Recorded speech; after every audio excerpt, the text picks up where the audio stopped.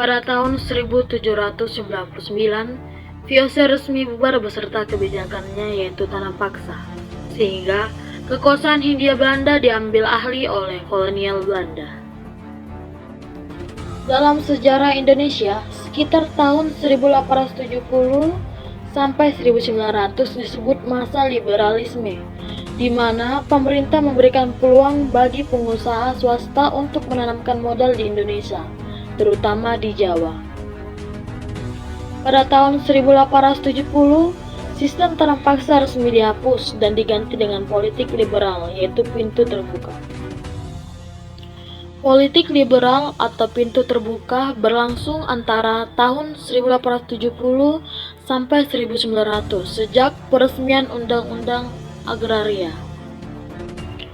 Undang-Undang Agraria dikeluarkan oleh Menteri Jajahan Belanda di Hindia, yaitu Engelbertus de Waal. Undang-Undang Agraria bertujuan untuk melindungi hak milik petani atas tanahnya dari pengusaha atau pemodal asing. Untuk mendukung perkembangan perkebunan, pemerintah Belanda membangun sarana dan prasarana fisik berupa waduk, bendungan, saluran irigasi, jalan raya, jembatan, rel kereta api, dan pabrik.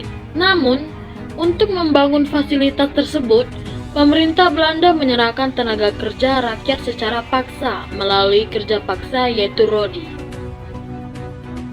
Salah satu sarana dan prasarana fisik yang dibangun oleh pemerintah Belanda yaitu Stasiun Bogor.